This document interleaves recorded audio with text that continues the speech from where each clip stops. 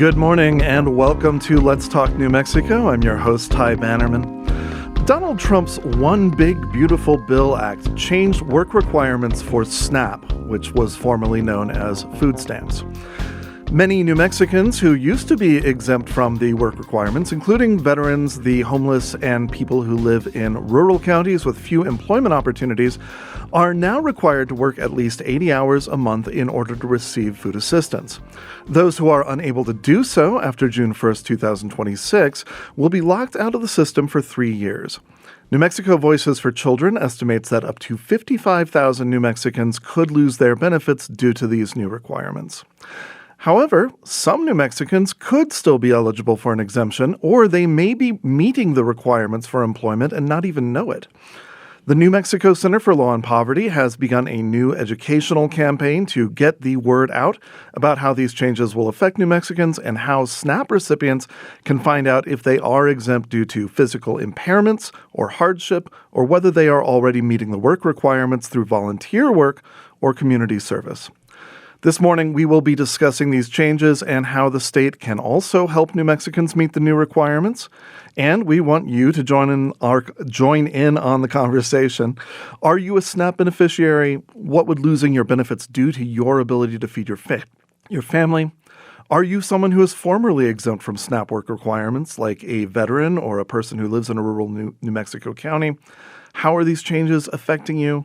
Send us your thoughts to letstalk@kunm.org or call 505-277-5866.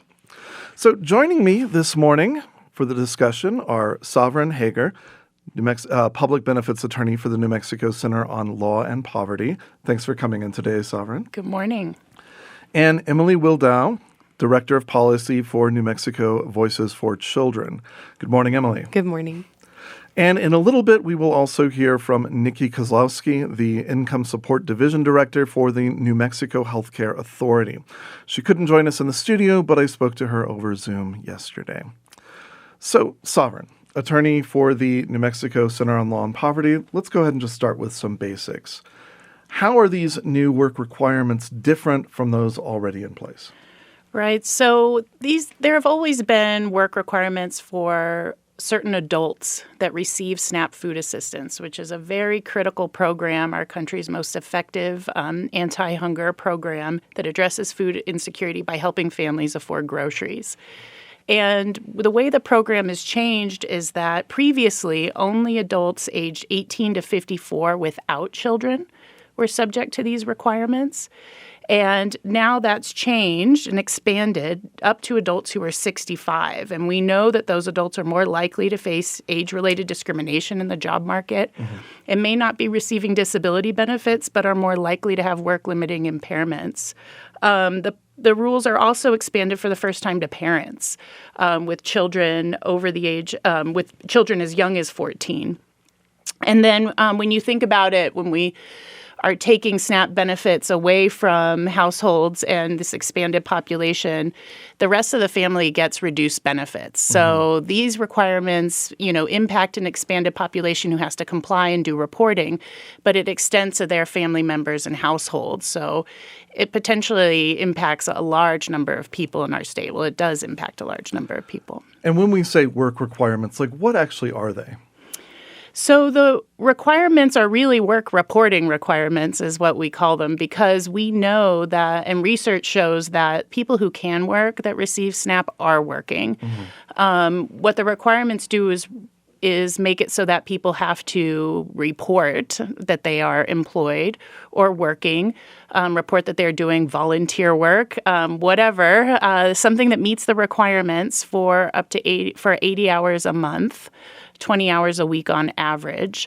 There are certain employment and training programs that people may be enrolled in that could meet the requirements. They have to be very specific types of employment and training programs. So people have to document when they apply and when they recertify, if they're subject to the requirements, how they're meeting them and verify that, or show that they're exempt.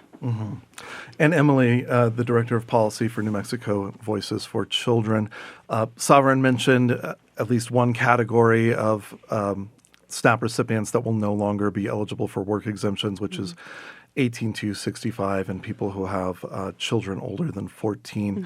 What other categories are now losing their exemption? Yeah, other categories that lose their exemption are veterans and former foster youth. So those young people who've aged out of foster care will no longer be eligible for exemption from work requirements either. And I think another thing to mention about the parents of kids as young as 14 is if it's a two-parent household, they both have to meet the work requirement. So there's not even an option for them to make sure their care is covered for those young people in their house by having one parent stay at home. Okay. And what about legal immigrants? I understand they're affected as well? Yes, there was previously a group of immigrants who were legally able to receive SNAP benefits, and that has now been removed. So those folks will have already lost their ability to have coverage. So as soon as they go in for recertification, losing benefits as well. So that's not even an exemption from work requirements. That's just altogether losing the program there. entirely. Right. So you mentioned this upcoming deadline, I think. What did you call it? The recertification period. So I understand that there's a deadline of June 1st, 2026. What is happening at that point as far as recertification is concerned?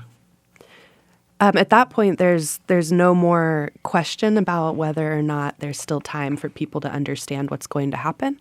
That will just be the rule. So folks will no longer be able to plan for what they're going to do. It'll be at the end of the line for the window of time to make sure people know who is and isn't eligible and what the requirements are and are not going to be moving forward. So that's when the new rules are firmly in place. Yes. Okay. And Sovereign, everyone getting SNAP right now, do they have to go through some sort of recertification process prior to June 1st, or is it a rolling recertification? How does that work? So the way that SNAP works is families apply. Once they're approved for a period of usually 12 months. Certain households may be approved for longer periods, but generally it's a 12-month, they call it a certification period. And then when that 12 months is up, you have to recertify. And it's almost like a reapplication. You get the form in the mail, you need to fill it out and turn it in.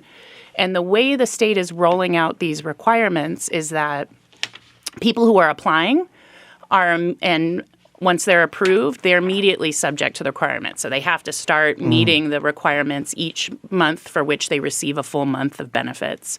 For people who are already on SNAP, these requirements will become mandatory as they are up for recertification. Okay. And so I think, what Emily is talking about in June is that we will have gone through all the recertification. So all the people who are currently receiving SNAP, maybe who have not had to do these requirements before and are newly going to have to be doing them, they will be rolled into this mandatory population. It will reach everybody by June. Okay. Yes. And so people will learn about this if they're already receiving SNAP. I mean, hopefully they're learning about it now and through education that's out in the community, but people will need to start documenting compliance when they recertify. And so when someone recertifies, and if they are not meeting the eligibility requirements, I understand they're subject to a 3-year lockout. How does that work? So the rule says that you can receive benefits and not meet these requirements. If they apply to you, and if you're not exempt, you can receive up to 3 months of benefits and not meet the requirements in a 3-year period. And so you'll get terminated if you don't meet the requirements for 3 months. It doesn't have to be consecutive. It could be you meet them 1 month, not the next month, and maybe you comply for a few months and then there's something happens. And once you hit that third full month, you get benefits and you did not meet this requirement, you're terminated and you cannot get back on until that lockout period ends. And it is up to 3 years for some people. The only way you can get back on is if you comply with the requirements for a month. You can get back on. You become exempt. Maybe you become pregnant or disabled or move to an area where these requirements are not in place. Or you wait out that period. So it can be very, very harsh. Right. After May, the lockout period is going to last until 2029. Okay. will people have to recertify more often under these rules, or is that staying the same? That's staying the same. Okay. And now at the top of the hour, we mentioned that homeless people are now affected by these eligibility requirements. When we say that, are they what kind of population are we talking about that will have to meet work requirements among people who are unhoused? Right. So federal law has several categories of what are called work requirements. One of them applies to a very broad number of adults. It doesn't require reporting on work. It really just requires that you sign up and you need to explain if you lose employment. And there's always been an exemption from that requirement if you're unfit for work is what it's called. And the state has permission to define who is unfit for work. And New Mexico has taken a broad definition of that, in part recognizing the many barriers people face towards finding work. And that includes people who meet a definition of chronically homeless. And what's changing about the specific work reporting rules right now is that homelessness itself is not a category of exemption, but if you're unfit for work under those broader rules I mentioned, you are also exempt from these work reporting rules. So the point to make here is that because of the way New Mexico is defining definitions and taking into account the reality for people, if you meet that definition of chronically homeless, which has specific criteria of like being unhoused like twice in the last year or once in the last 6 months, you can be exempt from these requirements, and you simply need to explain it. But there are many exemptions. I think it's really important that people look at that carefully and see if it fits their life circumstance and let the HCA know right away. So, and when you say HCA, you mean the Health Care Authority. Exactly, yes. Just to go back to this definition of chronically homeless and that category being exempt under state law, does the federal government recognize chronically homeless as an exempt The federal category? It's a good question. The federal government allows states to define what it means to be disabled or unfit for work under the rules. And so New Mexico takes a broad definition that is really if you have a physical or mental unfitness for the 3-month time limit, or this rule is defined as if you have a mental or physical impairment, it could be temporary or permanent, that reduces your ability to financially support yourself. That does not mean a permanent disability. That does not mean you can't work at all. It means, are you dealing with a mental or physical barrier to work because of an impairment? And New Mexico is also has a policy that says we believe that chronically homeless individuals meet this definition. And that is fully within our state's authority and the authority in federal law for states to define these things given the circumstances in our communities. So you don't foresee that point being a point of conflict between the federal government and the state? No, I don't. New Mexico is very clear that you can't simply state that you're unhoused to get the exemption. You have to meet this specific criteria if you're saying that that's why you are unfit for work, and it fits perfectly within the federal framework. Okay, this is Let's Talk New Mexico on 89.9 KUNM. I'm Ty Bannerman, and we are talking about changes to the SNAP Food Assistance Program that are requiring many formerly exempt New Mexicans to comply with work requirements, including veterans and the homeless.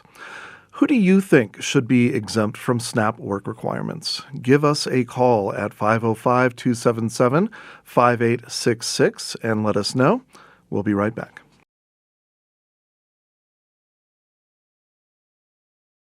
Welcome back to Let's Talk New Mexico. I'm Ty Bannerman.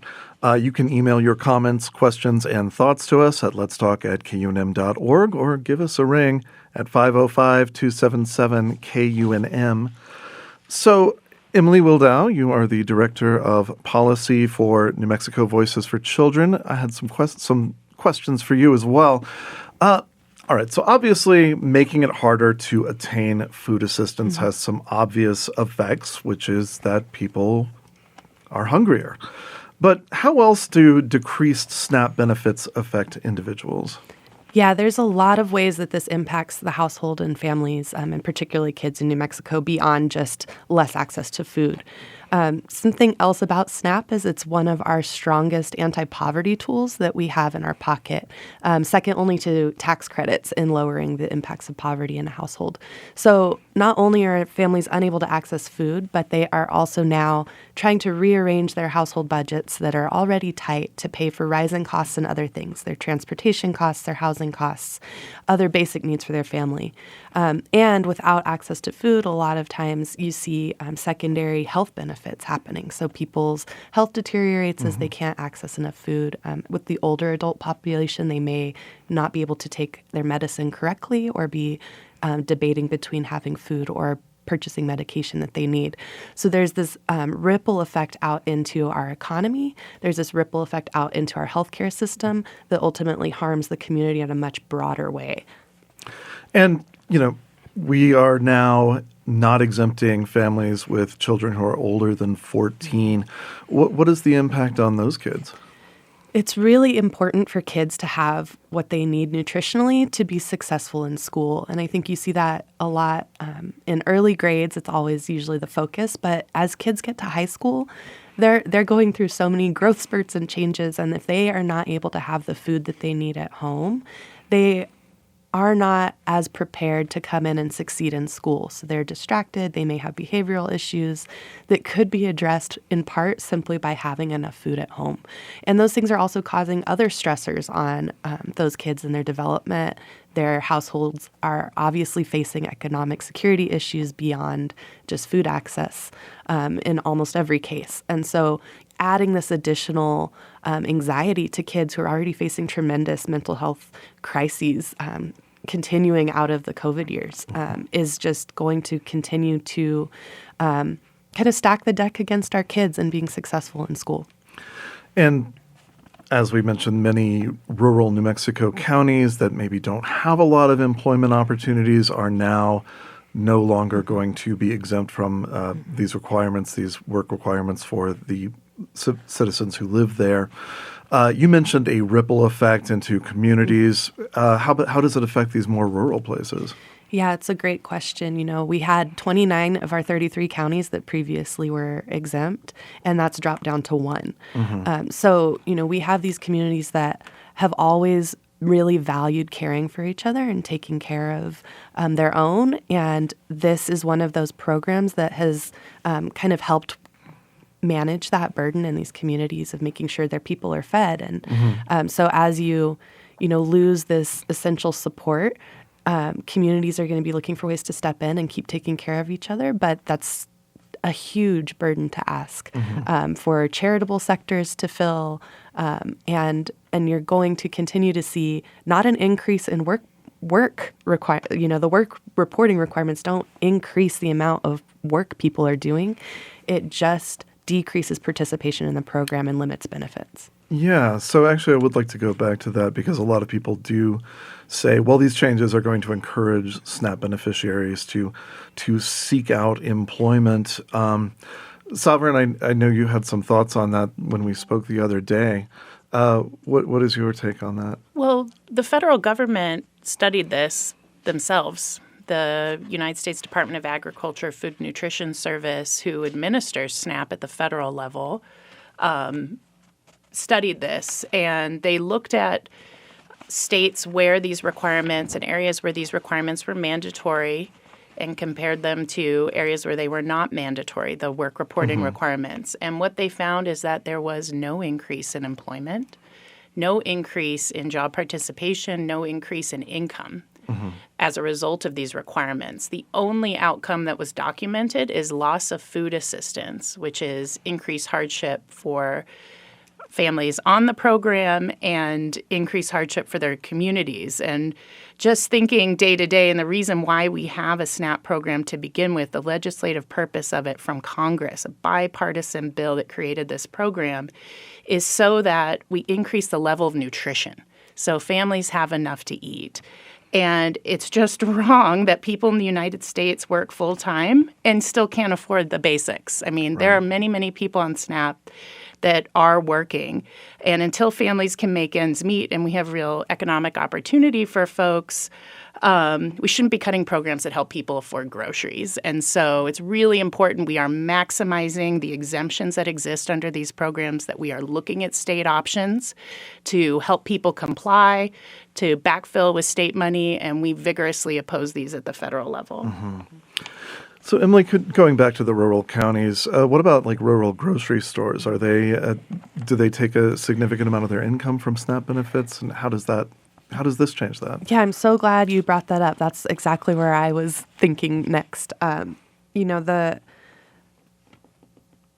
The impact on rural grocery stores is significant. Many times there's, one or two grocery stores.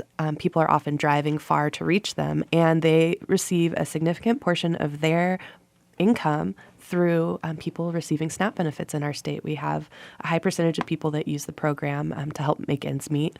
And so when you take those benefits away from people, you are taking revenue away from those local grocery stores, which could in some cases lead to closures and even greater limiting of access to food for the whole community. So it kind of has a much wider range of effects than maybe someone might first think of. Yeah. We got a comment on our YouTube channel, which is at KUNM Radio, from River City Kid, and they say, work requirements are pretty easily satisfied. It's really not asking too much to give something back for SNAP benefits. What's your response?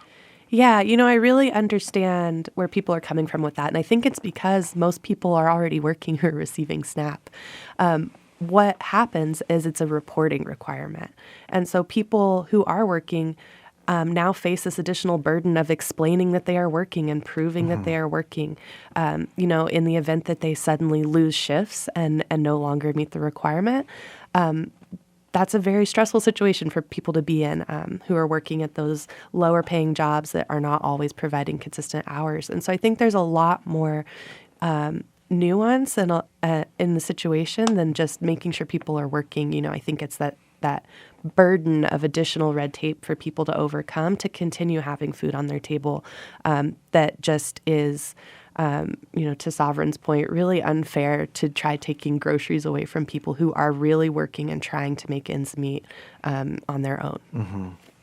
So, Sovereign, is there an error rate kind of associated with these requirements? SNAP recipients who, well, as we mentioned before, maybe are meeting the requirements but might lose their benefits anyway? So anytime we introduce a lot of bureaucracy into these programs, there's a high probability of error that happens, one, because they're extremely complex. I mean, even us here explaining these requirements, the 3 months and the 3-year lockout period, 80 hours a week, or a month, but only certain activities. These are very complex and have to be verified by state employees who administer these programs. And families have to gather the paperwork. Families may turn it in. It creates a huge workload for the state agency, right, to sift through this paperwork. And the requirements are really harsh on state agencies, too, and exacting. The state has to explain these requirements in writing and verbally.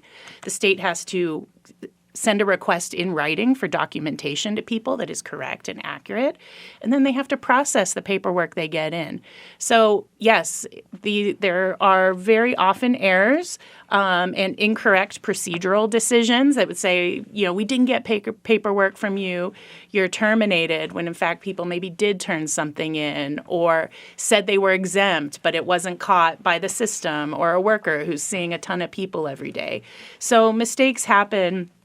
And it's especially challenging for state agencies because the federal government has set up a system where states are expected to dramatically reduce their rate of error in administering SNAP, or have to pay a share of the actual SNAP benefits going forward.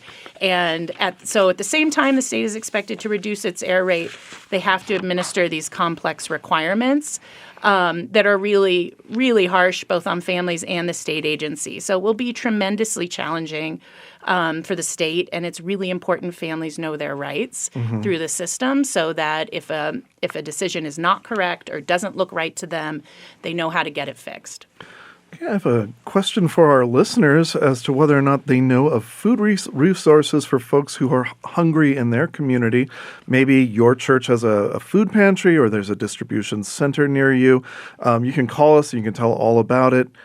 505-277-5866, or you can email letstalk@kunm.org. I wanted to go back to filling out this paperwork. We just had tax day. A lot of people maybe have some fresh experiences with doing government paperwork and how sometimes complex and difficult it can be. So if you have SNAP recipients who fill out their paperwork and then realize that they actually are completing work requirements because they do volunteer work in their community or their church or what have you, what can they do to kind of rectify that situation if they've already recertified without that piece of information just because they didn't know about it? Right. So people can always turn in information to the state agency. They can upload things online, visit a local income support division office, call the main line to report something. We always recommend people turn something in and retain a receipt, which gets mailed to you, documenting that you turned something in so that you can prove it later. The big way this could come in, I think, is if people don't understand the broad range of exemptions as well. And, for example, the food assistance application, asks if you're Native American, but that is actually an optional thing to fill out because it's not mandatory to list that on the application. It's important for people to know if you're Native American or a member of a federally recognized tribe, you are exempt from these requirements. Oh, really? Altogether. Okay. And so it could be noting you're pregnant, which you might not think matters when you're filling out an application. Listing someone that's in the household that's under 14, noting that you're a caregiver, which is not asked on the application. Are you caregiving for someone who cannot work? So it may be that you need to document this. So we have on our website, the Center on Law and Poverty, www.nmpovertylaw.org, we have set up fact sheets and forms people can fill out themselves and turn in. You could always write something on any piece of paper and turn it in. But we have forms you could use to just note an exemption, which then triggers the state to have to act on that information. And it's almost like a checkbox, like, do these apply to you? And we are continuing to urge the state to adopt a similar checklist so it's available to families so they are considering whether they may be exempt. And then for folks who actually do lose their benefits, are there alternate programs that you're aware of that could help kind of fill that gap? Emily? Yeah, there is a really robust food assistance program in the state. I mean, the food banks and the food pantries do a tremendous job of getting food out to their communities. However, the power of SNAP to provide meals is significantly greater than the power of food banks to provide meals. So while they can step in and support and continue to show up for people as they have greater need, they can't fill the entire need. I see. And Sovereign, is that your take as well? Absolutely. If somebody loses SNAP because of these work requirements, I think the first thing to do is to consider if that's correct. Should you be exempt?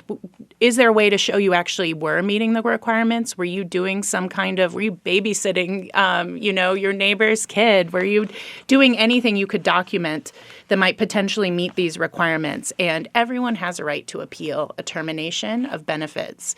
And it is not a court process. It really, what it means is that the agency takes a second look at your case and they need to explain to you what they did. And if you don't agree with it, there is an administrative law judge that through an informal meeting called a fair hearing we'll hear you out and hear the state out, and you have a chance to challenge that. And you can always seek legal help from New Mexico Legal Aid or New Mexico Center on Law and Poverty as well. And how does that interact with the lockout period? So we understand the state agency, thankfully, is really taking some steps so that people know if they've incurred like a month of not meeting the requirements. We've been told the state is going to be using text messaging to do what they can to let people know. But generally, you're not going to really know that you've hit are not complying until you hit those 3 months when you get a notice saying your benefits are terminated. And so when you get that, you have 90 days to appeal if you think it was incorrect. And at any time after, even if you were terminated 2 months ago, anytime you become exempt, you can get right back on. You just need to apply and let the state know.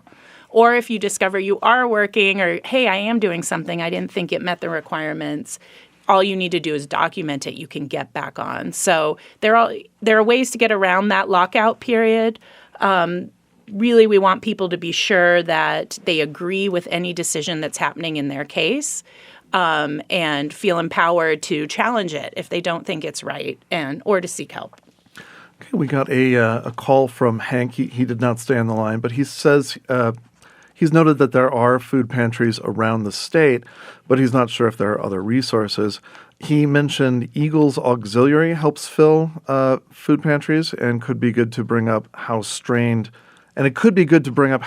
food banks were during last fall's government shutdown. Is it even possible for these local resources to pick up that slack? Yeah, those are the exact right questions to be asking. And I think the answer is very clearly, no matter how good they are doing, they cannot meet the same impact that SNAP benefits do. Right. So this would essentially run the risk of overwhelming them, I suppose. Yes, absolutely. Okay. What kind of educational efforts is New Mexico Voices for Children engaging in to get the word out about this? Yeah, that's a great question. You know, we kind of bring out our efforts as we can produce them. So we've put out a couple of smaller reports and fact sheets about the changes so people understand them.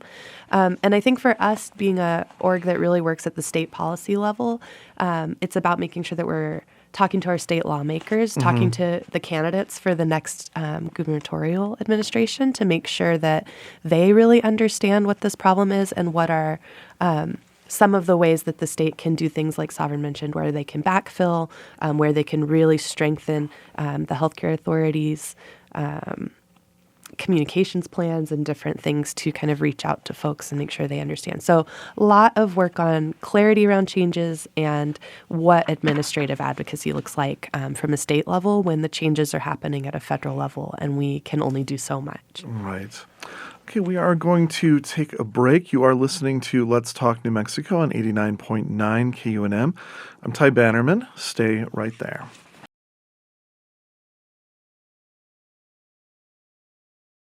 And welcome back to Let's Talk New Mexico. We are discussing the changes to SNAP work requirements. We'd love to hear from you. What role do you think the state of New Mexico should take in getting food assistance to folks who were eligible under the previous rules but aren't any longer, like legal immigrants? Call us at 505-277-5866. Now, I also spoke to Nikki Kozlowski, Income Support Division Director for New Mexico's Healthcare Authority. Unfortunately, she did have a time conflict with the show this morning, so she wasn't able to make it in, but I did record my interview with her. Here is Nikki. So on the show, we are discussing the changes that the Trump administration has made to SNAP programs' work requirements. In particular, cutting down on the number of people who are eligible for waivers from those requirements. First of all, could you tell me a little bit about who exactly is going to be seeing changes from this action? Yeah, we're seeing quite a bit of changes by way of age requirements. The rules will apply to you now if you're between the ages of 18 and 64. So that did expand from 55 to 64. So if you are parent or caregivers, the dependent ages have changed for your children that you have in your household. So if they're 14 or older, you're part of that requirement where it used to be 18. We also have seen a change to veteran status. So if you're a veteran, you are no longer exempt. You will need to comply with these rules unless you're part of a different exemption. The one benefit that we did see was that our Native American population is exempt. And one thing that has come up in some conversations that I've had with experts is that some of the folks who are due to lose their benefits because they're losing that exemption may actually already be meeting the work requirements and just not realize that. Could you talk to me about how that happens? Correct. Yeah. I think that in your application, obviously that's based upon income. So about 80% of our customers do work. They've got some sort of income or they're going to school. The one added benefit now is that you can add volunteering into that time commitment.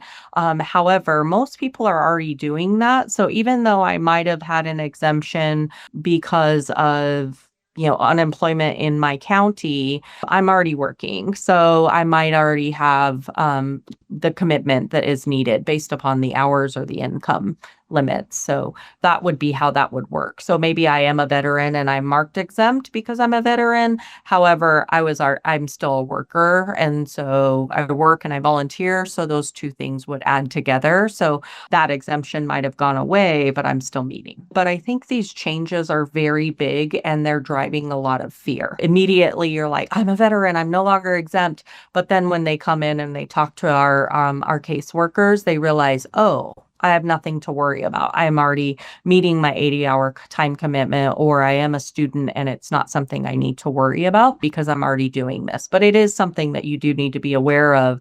So is the state of New Mexico then doing some kinds of education or outreach to help these folks get the benefits that they deserve? Yes, we've been doing outreach since October of last year about what was coming, what you're facing, how we can help. And so we do have several campaigns. We have a page dedicated on our website to the SNAP changes. We have an outreach campaign with social media. We've done flyers within the office. There is information in your renewal packets about what is happening. We've done a whole host of media campaigns. I think I was on TV and in the radio and everywhere, November and December as we led up into the change in January. So we've been trying to be as vocal as possible. We are working with our food bank partners. We're working with other community action agencies to make sure that they're getting the word out, and how we can help make sure people maintain their benefits is our utmost priority. The Trump administration has also made some changes to the eligibility of groups like legal immigrants. Can you tell me what those changes are and who exactly is affected by that? Yeah, I don't have the exact items in front of me, but we do have quite a bit of immigration changes. Those did go into effect in January.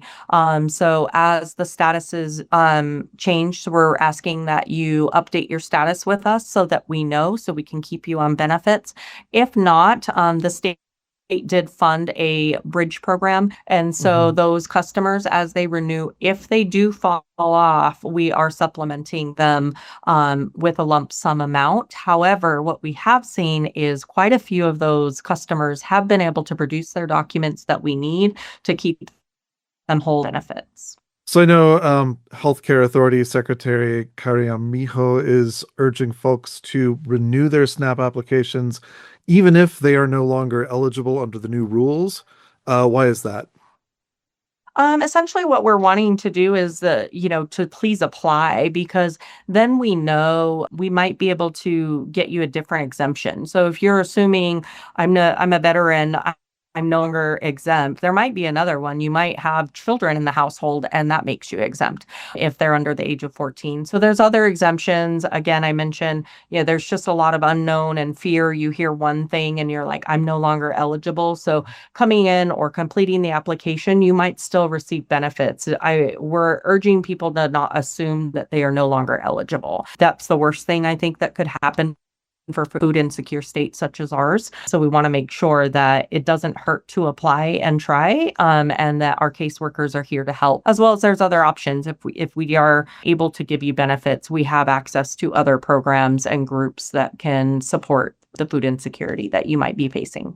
For folks who do lose their benefits and find themselves in need of food, does the healthcare authority have alternative programs, or can they recommend alternative programs that these folks can look into to help them out? Yeah, so essentially we have a few items that they can be eligible for and what we can look into. As I mentioned, from the immigration portion, we are supplementing there, and then other programs by way of support with the food bank team. We have a lot of different avenues that we can support, whether it's our community action agencies, but also we are working with our DWS team, which is the Department of Workforce Solutions, to help folks get access to being able to do work training, get access to jobs so that they can become eligible. And going back to that supplemental assistance from the state, is that a one-time thing, or is that a program that might continue into the future? The food supplement for our immigrant population, that is a one-time thing. Don't assume you're not eligible.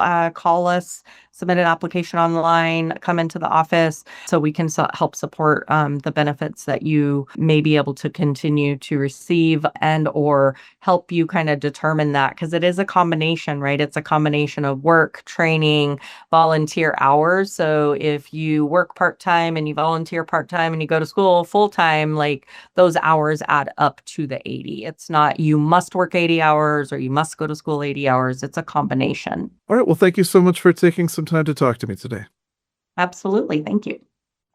And that was Nikki Kozlowski, the Income Support Division Director for New Mexico Healthcare Authority. One thing that she mentioned a few times that struck me was this idea of fear and confusion. Emily, can you kind of speak to how that's affecting people who are receiving SNAP benefits? Yeah, absolutely. There's something that happens when you do these whole-scale large changes to policies and programs that people have seen and known for decades. And it's often referred to as a chilling effect. People assume that they're not able to, or they're afraid to apply for some other reason, particularly immigrant communities. And so they don't access the support they are eligible for, that they are justified to receive, for really reasons that are driven in either misinformation or truly fear about what else could happen, what repercussions might be out there in terms of folks worried about their immigration status. Okay, and Sovereign, so Nikki mentioned that the Healthcare Authority is doing a lot of outreach activities about this issue. Is the Center on Law and Poverty engaged in any kind of educational work around this?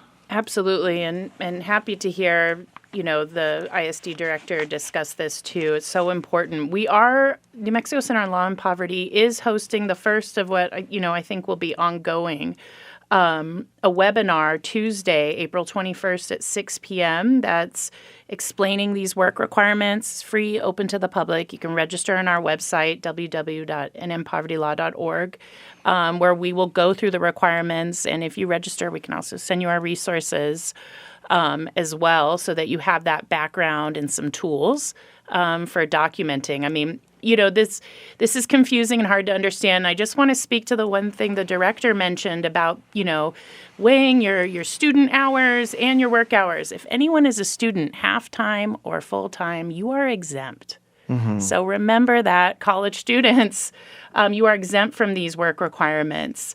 And there are many, many exemptions. So I think the first question is, are you exempt, before you even need to start thinking about how to document, these kind of hours of what you're doing during the day. The first question is, are you exempt? Mm-hmm. And you may very well be, especially if you're a student. Are either of your organizations going out into the community as far as going to food depots and that sort of thing? Yeah, well, we are out in the community. We work. One of the ways that we do outreach and talk to the communities by talking directly to service providers, people who work at food banks, case workers, community health workers, folks who are really out in our communities and are trusted messengers. So we are sharing some of the technical details of these requirements and resources that people can then take out into their communities to broaden the reach. So we hope to see our resources popping up all over, and we welcome feedback and folks letting us know if there's something they're needing to reach their community that's not there. Our handouts are in multiple languages, and folks can use them directly when engaging with the healthcare authority. And I'd like to point out that we have links to many of these resources on our website, kunm.org. I know a lot of some of the more dramatic changes enacted by the current administration have wound up going to court and having them be scaled back as a result. Is that a possibility in this situation with SNAP? In this situation, this was passed by Congress and signed by the president. So this is a change to our federal statute. And it's a big change because it's a change to a statute that's been in place for many, many years, unchanged in terms of work requirements and immigrant eligibility as well. And so that's changed by Congress. I don't anticipate changes to that unless Congress makes some changes to the program. Where there is, it's where there's been challenges with the administration and where they've had to correct themselves and will, if this happens again, is incorrectly explaining what is in those the federal statutes that were changed by Congress. We have seen the Food and Nutrition Service, unfortunately, give out incorrect information to states about what immigrants will qualify after the federal changes.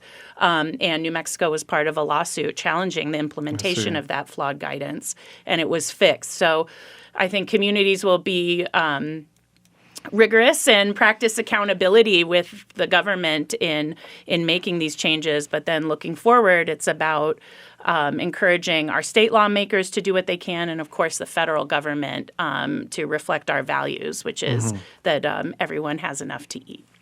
So I'm curious, if someone hears from the federal government that their status is no longer exempt or even eligible, but it turns out that that's wrong, how can you check on that? What recourse does a person have if they're hearing one thing from the federal government that may or may not be true?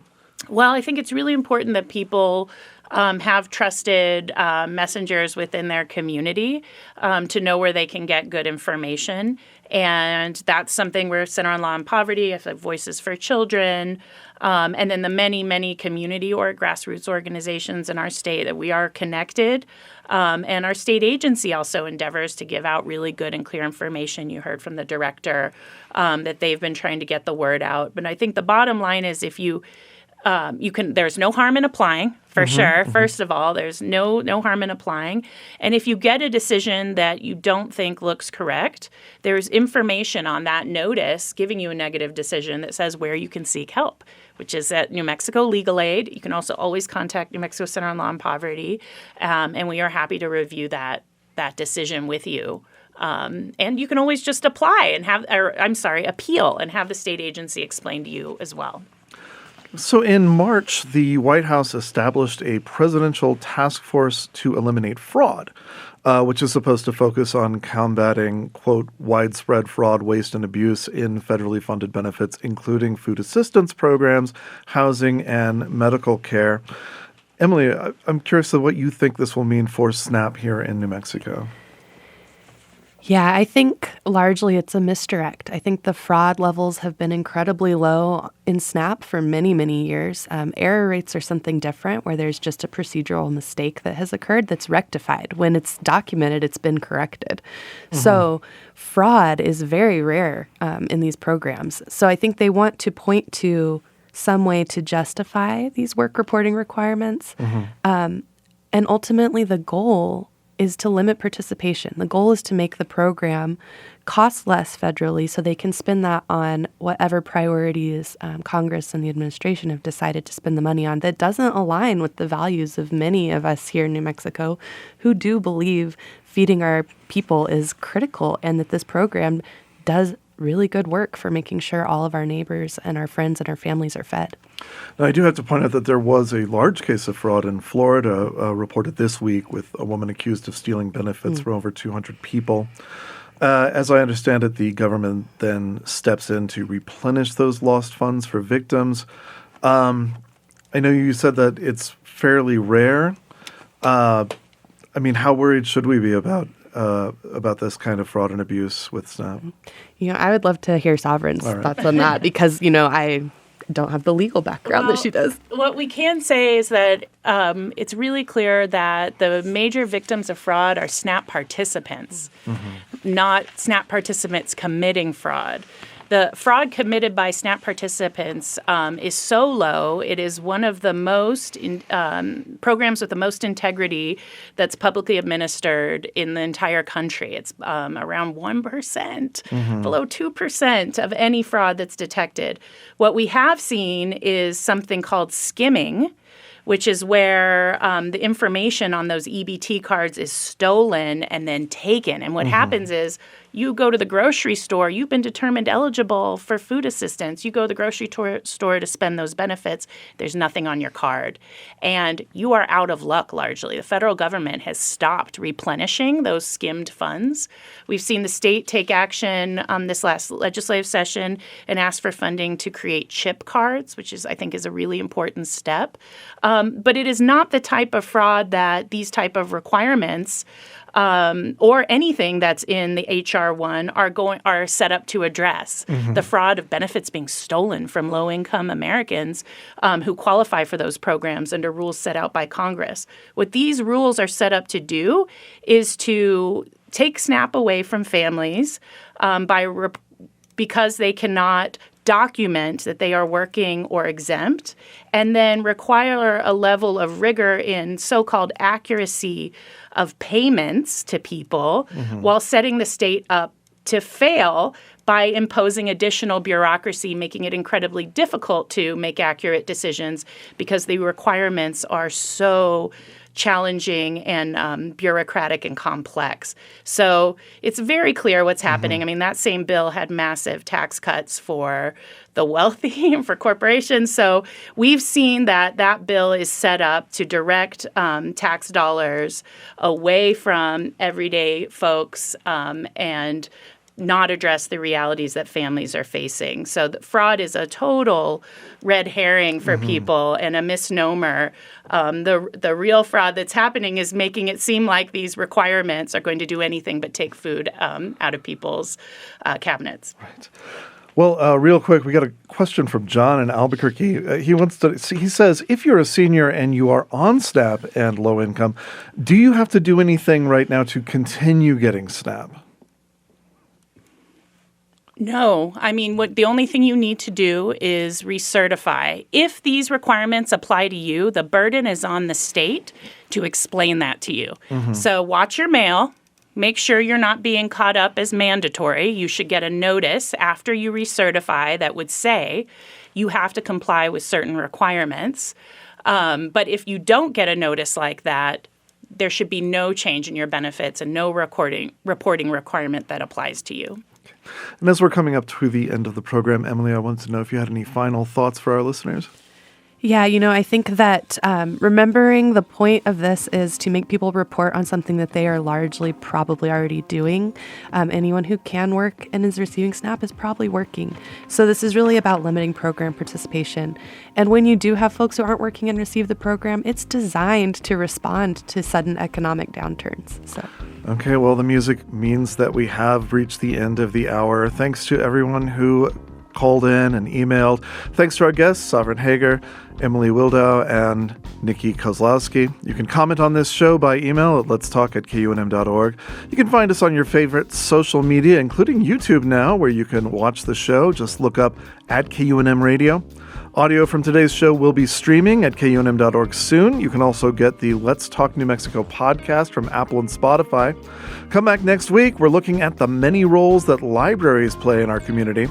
Our engineer today was Marino Spencer. Florian Knowles took your calls. Megan Kamrick produced the show. I'm Ty Bannerman. Thanks for listening to Let's Talk New Mexico.